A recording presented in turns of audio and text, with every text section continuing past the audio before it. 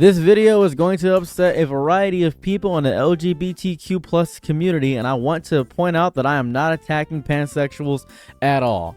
To state this, I'm going to state everything I know about pansexuality and bisexuality right now. So, from what I understand, bisexuality means that you're attracted to two genders. That could be an MB and a girly, or a guy and MBs, or maybe a girl and a boy, or any combination of those two, or something of that variety. That's what bisexual means, too. Pansexual means it's kind of like you want everything. You are attracted to pretty much all things. That is what I understand about pansexuality. That seems to be the main takeaway difference that I get from bisexual and pansexual. Those are the two things that I understand. That's what I grasp. Tell me if I'm wrong in the comments. I would like to be educated, but I'm going to tell you how I feel about it right now. I understand that it's hearts, not parts. I grasp that.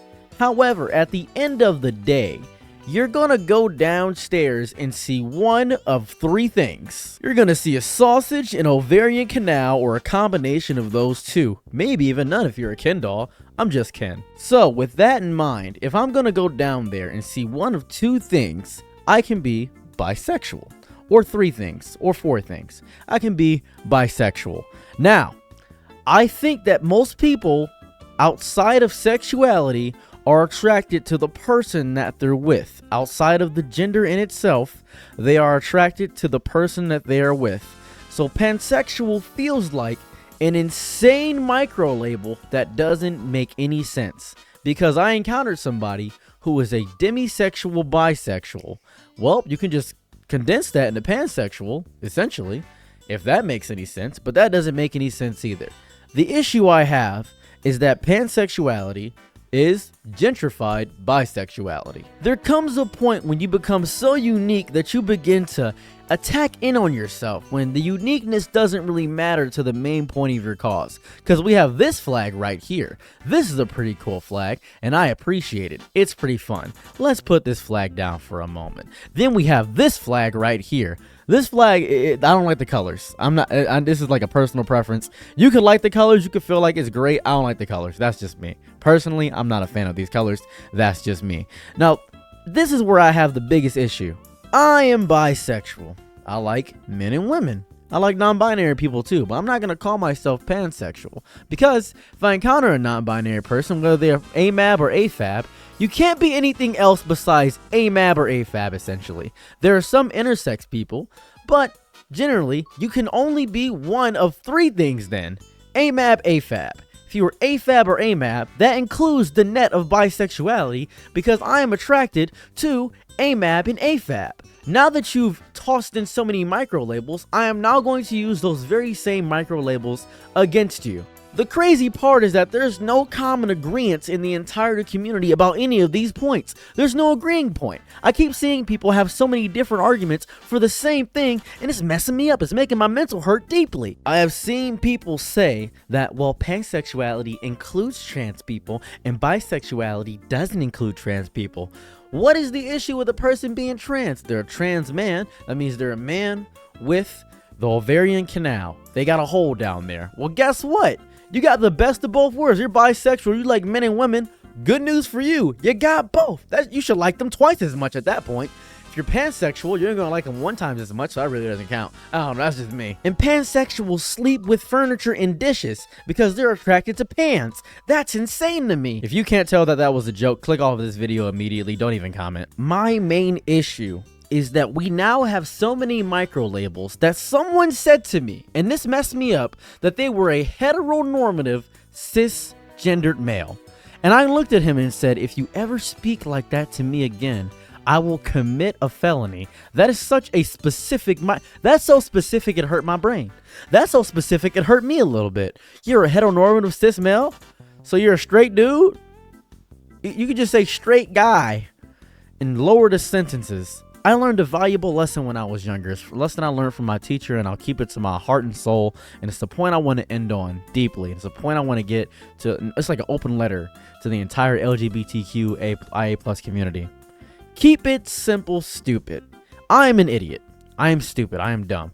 I am not smart. I am not educated on a lot of things, but I try to be.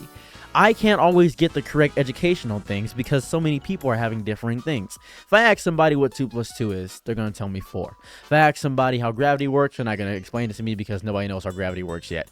If somebody asks me, why does salt taste good? I will explain to them my preference of why salt tastes good. It's salty. Then they would have to taste salt to figure it out. Certain things have certain definitions that can be tested through theories and hypotheses. However, the issue now with the LGBTQIA plus community is that we are now trying to figure out everything as it goes along and acting like it is law and dictum and doctrine and dogma for everybody else to just mosey along with it. And now there's so much infighting within the community. We now have bisexual and pansexual, which could just be one thing, but we need the micro labels because it's very specific.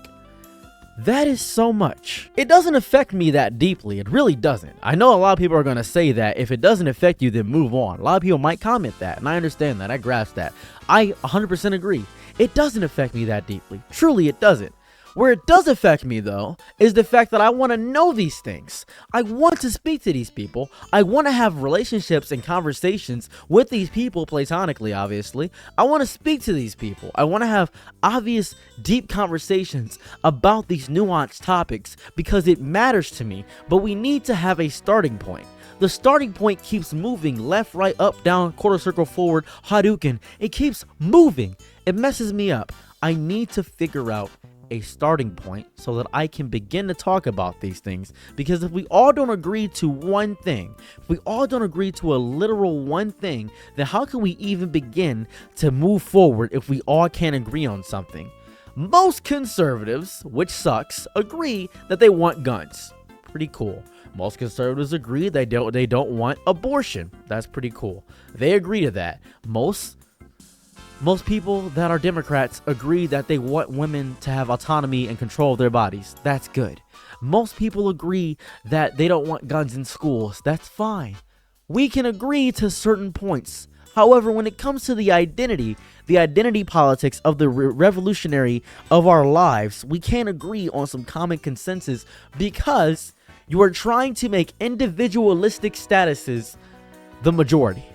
You are trying to make I am a sapiosexual, demisexual, bisexual, pansexual, non-binary lesbian. That is what you're trying to make real. And I know it sounds like, oh, that's not a real thing. Nobody in real life would use that. People in real life use this. They exist. The people you think don't exist actually exist. The fact that you think they don't exist is the issue, because they do exist. These people do exist, and that's why I'm making this video, because I've met them now. I've met multiple of them. I was just at Detroit Pride. I'm in Detroit, by the way. And I've met multiple people like that. They're my fans. I have a little following on TikTok. Right here, you can even see that I have a little following on TikTok. Look, it's in the palm of my hand. Isn't that delicious? Zoom in closer, you can see that I have at least 100,000 people. Or whenever I release this video, this number's probably going to change. I have a little decent following there. I talk to these people. I want to understand their identities. I want to understand what they're talking about. The issue is that I don't know where to start. So if somebody could kindly in the comment section below educate me on anything ignorant or stupid or foolish that I've said, I'd appreciate that, because I want to open dialogue about this, because right now my mindset is stuck at the title of this video, which is Pansexuality is Gentrified Bisexuality. And until someone convinces me otherwise, I'm going to stay on that mindset. Thanks for checking out my content. Bye.